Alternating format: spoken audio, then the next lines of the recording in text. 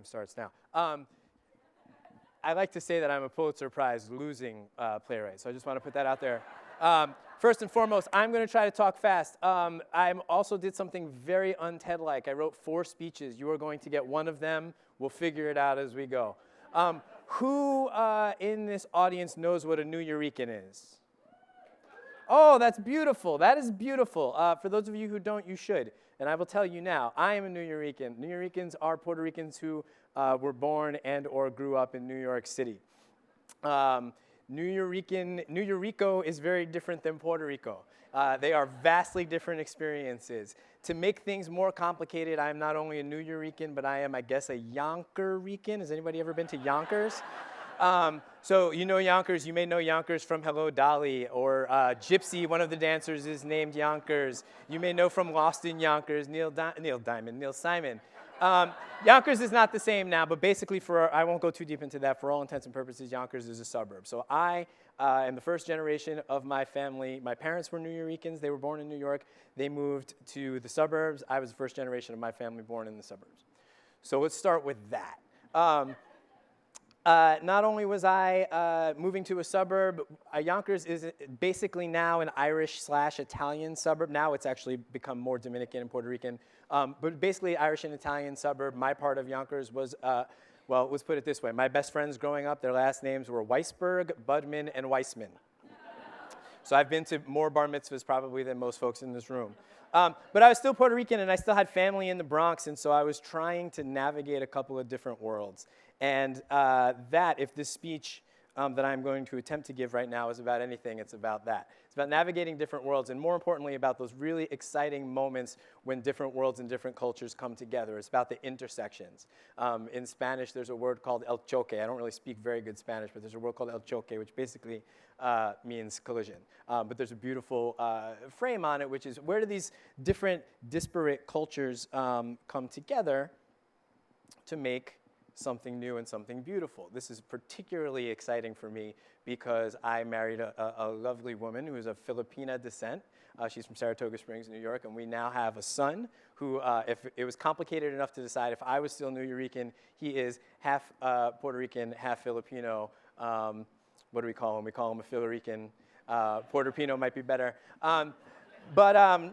We're trying to make sense of sort of all these different things and differing, disparate aspects of our personality. And so I thought it was a really interesting thing to talk about here on Broadway, which may be most suited for facilitating these intersections and collisions of any place in the world. And you start out for 4 different reasons that come immediately to mind. First is the physical space. And this is something that's happened over the last 5 years in particular in the physical space of Times Square in general. We have actual places where you're walking in the middle of the street next to other folks, and sometimes when the weather gets nice, sitting in the middle of the streets with other folks, participating in the sort of urban experiment. But also you come to Broadway and you're sitting next to folks just like this, and ideally there's a bunch of disparate sort of backgrounds and ideas going on around you. So that's one thing.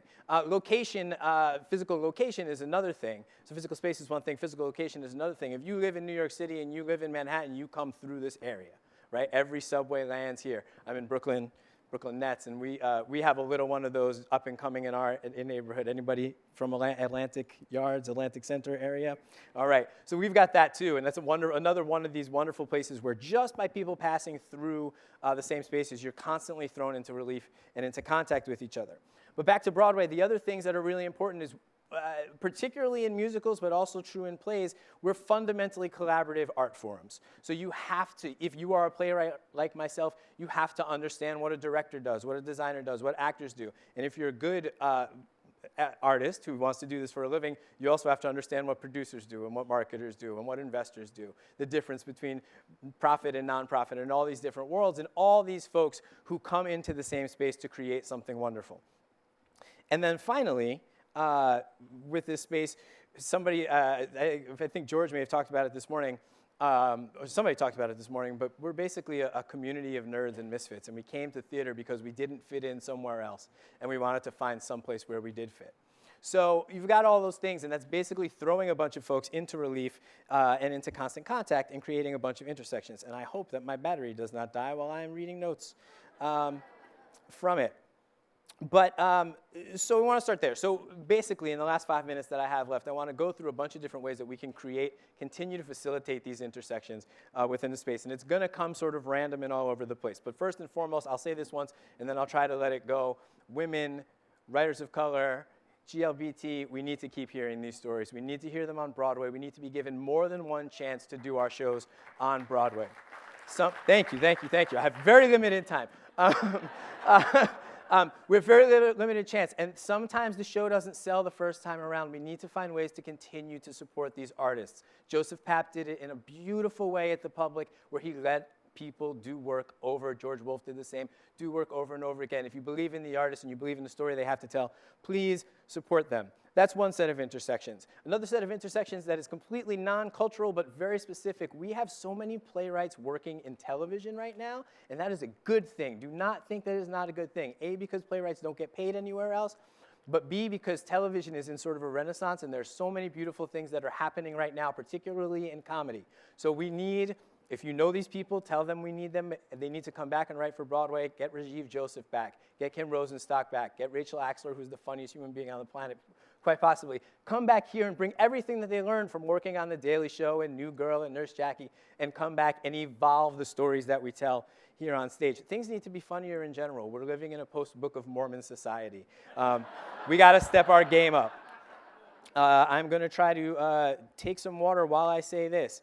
I said I was going to get past this, but I'm not going to get past it. We need Lynn Nottage to have everything she ever writes produced on Broadway, because she's our best writer, and this is getting ridiculous already.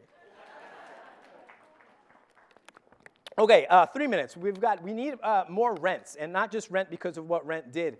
I'm thinking of one thing really particular. Burned into my head is the image of Adam and Daphne on the cover of Newsweek. Not that there is a cover of Newsweek anymore. But there is something really particular about what happened in that moment with Rent, because it was a show that was so passionate and so heartfelt. I saw it in 1995, sitting at New York Theater Workshop in that seat, and Idina Menzel was right here, and she mooned me, and my life changed for the rest of... But we need that. We need the show that cuts so deeply to the heart that it transforms past a Broadway show, past an off-Broadway show, into the cultural conversation. There are avenues for cultural conversations. David Lohr is here, and David Lohr is the master of Twitter, and Twitter is one of the most amazing things that is happening right now. Go ahead, you can applaud for Twitter. Twitterico, shout out to Twitterico. If you don't know what Twitterico is, you should. But there's so many sort of social media things. Other people can speak more eloquently about it. We need a What the Fuck podcast for the American theater. It's a beautiful thing. If you don't know what the fuck is, I just like saying what the fuck. No, it's a great podcast about comedy. There's ways to do that here in the theater.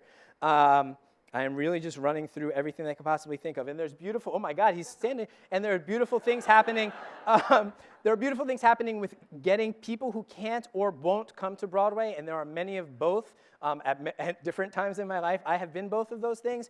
People who can't come to Broadway, to get them involved in the conversation. Twitter is one way. Those HD films that are out there in the world are beautiful things. If you didn't see the Passing Strange HD film when you had a chance, please check it out. It's stunning, and it really sort of shatters ideas of what can happen with the form. I'm going to fly through a couple things. On that note, though, I wish that Rebecca Naomi Jones had more to do on Smash. Down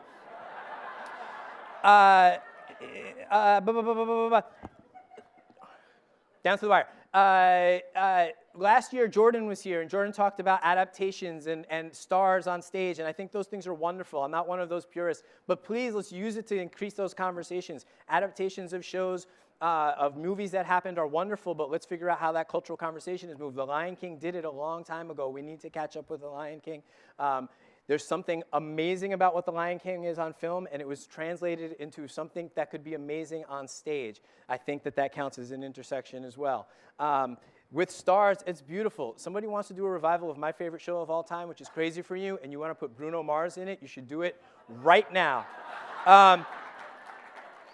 But the question, and I think this comes down to what I want to boil it down to, is how do we take the adaptation and the idea of stars, and not just boil it down so that it always has to be an external star that comes in and an external force that comes in and shapes our theater experience? How do we make the shows themselves the experience? And I'll try to boil it down on one last thought. Every time I saw In the Heights, I cried. And it wasn't just because I'm Nuyorican and he's Nuyorican and it was seeing myself on stage, but it was because I knew that there were a ton of people in the audience who were meeting Nuyorican for the very, very first time. And it becomes a lot harder to dismiss somebody out of hand if you spent a couple hours investing in their story. And I think that's the thing that we have the opportunity to do. Thank you.